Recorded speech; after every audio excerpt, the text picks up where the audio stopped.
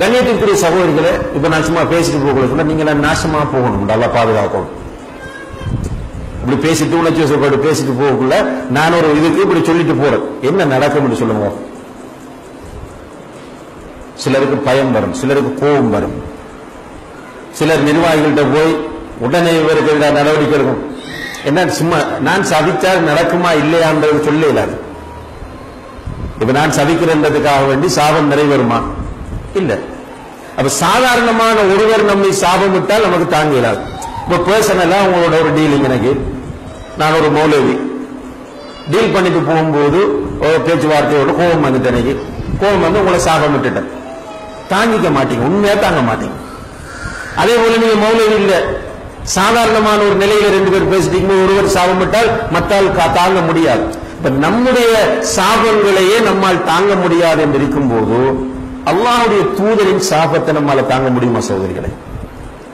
அல்லாஹ்வுடைய தூதர் சாபம் விடுறாங்க, யோசிச்சு பாருங்க, அதை கொஞ்சம் நினைச்சு பாருங்க. அல்லாஹ்வுடைய தூதர் ஸல்லல்லாஹு அலைஹி வஸல்லம் அவர்கள் சாபம் விடுகிறார்கள். யாருக்கு சாபம் விட்டாங்க தெரியுமா? ஜாபிர் ரலியல்லாஹு அன்ஹு அவர்கள் சொல்கிறார்கள், லஅன ரசூலுல்லாஹி ஸல்லல்லாஹு அலைஹி வஸல்லம் ஆகில ரிபா வ மூகிலஹு வ ஷாஹிதை வ காத்திபஹு. வட்டி சாப்பிடுறவன், வட்டி சாப்பிடுறா வட்டி தொழில் செய்யறானே, நகைய அடகு பிடிச்சு காசுதாரான் இவன், வ மூகிலஹு அவனுக்கு வட்டி சாப்பிட கொடுக்கிற நாம போய் நகையை வச்சுட்டு பணம் வாங்கிட்டு மாசம் மாசம் கட்டுற நகை மட்டுமல்ல, அது டீடாக இருக்கலாம் அல்லது வெஹிக்கலாக இருக்கலாம், எதுவாகவும் இருக்கலாம். இதை கொண்டு போய் வச்சுட்டு அவனுக்கு சாப்பிட கொடுக்கிறோமே நம்ம.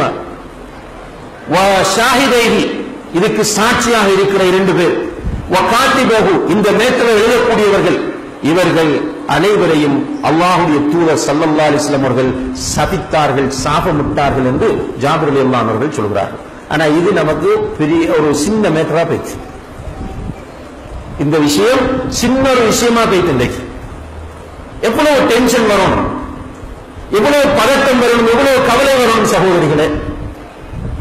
விபச்சாரத்தை விட பயங்கரமானது வட்டி, சூதாட்டத்தை விட பயங்கரமானது வட்டி, மதுபானத்தை விட பயங்கரமானது வட்டி. சில பலவீனமான ஹதீஸ்களை பார்க்கிற போது தாயோடு ஜினா செய்வதை விட, அல்லாஹ் அக்ரமக்குமுல்லாஹ், அல்லாஹ் பாதுகாக்க வேண்டும், ஒருவன் தன்னை பெற்ற தாயோடு ஜினா செய்வதை விட, விபச்சாரம் செய்வதை விட பயங்கரமானது வட்டி. ஆனா நமக்கு என்ன பயம் பண்ணுச்சு? நகை கலட்டி கொடுத்தீங்களே கணவனிடம், தந்தையிடம், சகோதரனிடம், எத்தனை பேர் தயக்கத்தில் எழும்பி அழுதிருக்கிறீர்கள். நான் நகையை வீடு வைத்து விட்டேன், என்னுடைய வீடு என்னுடைய காணி பேங்கிலே இருக்கிறது என்பதற்காக வேண்டி தூக்கத்தை இழந்த மனிதர்கள் நம்முடைய சமுதாயத்தில் எத்தனை பேர் இருக்கிறார்கள் என்று கேட்டால் பெரும்பாலும் அது ஒரு சின்ன மேட்டர் நமக்கு இன்றைக்கு. ஆனால் மிக பயங்கரமான விஷயம் அது சகோதரிகளே. இன்றைக்கு அப்படித்தான் நம்முடைய நிலைமை இருக்கு. இன்னும் ஒரு பக்கம் போய் பார்த்தோம் என்றால் மாஷா அல்லாஹ் பயானுக்கு போறாங்க, போடுறாங்க, தொழுறாங்க.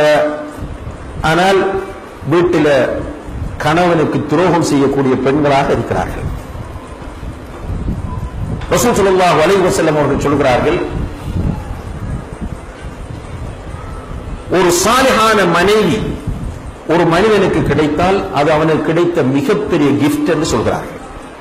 ஒரு மனிதனுக்கு இந்த உலகத்தில் அல்லாஹ் கொடுக்கிற மிகப்பெரிய பொக்கிஷம், மிகப்பெரிய கிஃப்ட் என்று கேட்டால் ஒரு சாலிஹான மனைவி. சாலிஹான மனைவி என்றால் யாரு?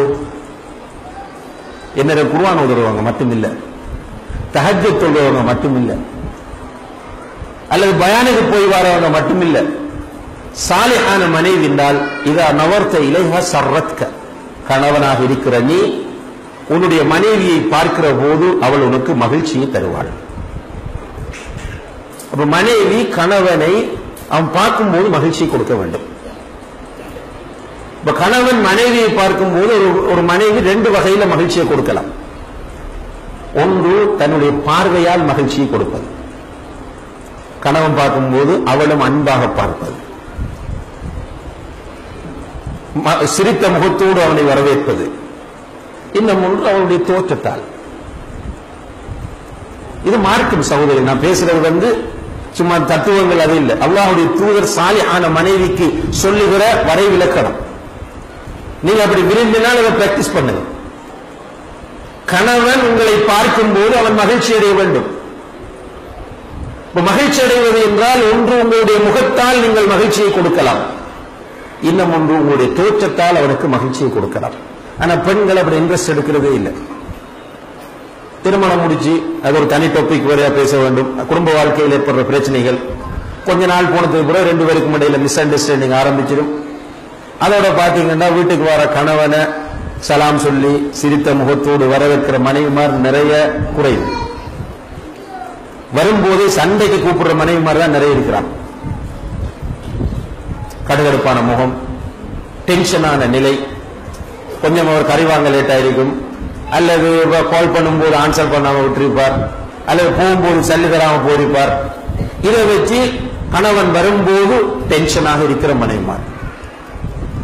இன்னும் ஒரு டைப் என்னடா, பெரும்பாலான பெண்கள் வீட்டை விட்டு வெளியே போகும்போது மாஷா அல்லாஹ் அவங்க ட்ரெஸ் பண்றதுக்கு எடுக்கிற டைமும் மேக்கப் பண்றதுக்கு எடுக்கிற டைமும் மிக அதிகமாக இருக்கு.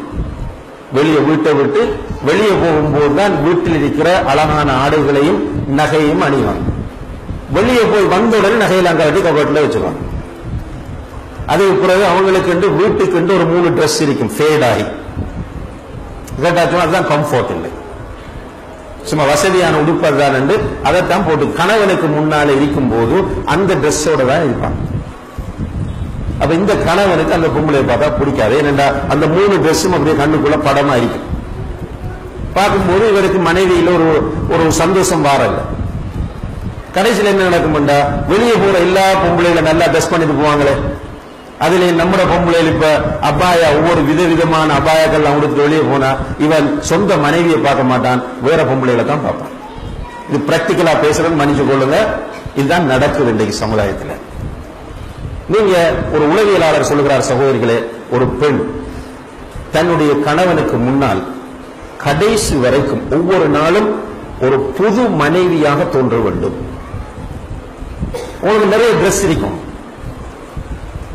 அந்த ட்ரெஸ் ஒவ்வொன்றையும் கணவனுக்கு முன்னால போடுங்க. உங்கள்கிட்ட நிறைய ஜுவல்ஸ் இருக்கும், அதை கணவனுக்கு முன்னால போடுங்க. உங்களோட வீட்டுல காஸ்மெட்டிக் ஐட்டம் இருக்கட்டும், அதை கணவனுக்கு முன்னால யூஸ் பண்ணுங்க. ஒவ்வொரு நாளைக்கும் ஒவ்வொரு முறையில் கணவனுக்கு முன்னால் தோன்றுங்கள். உங்களுடைய கணவன் வெளியில் அறைய மாட்டார்.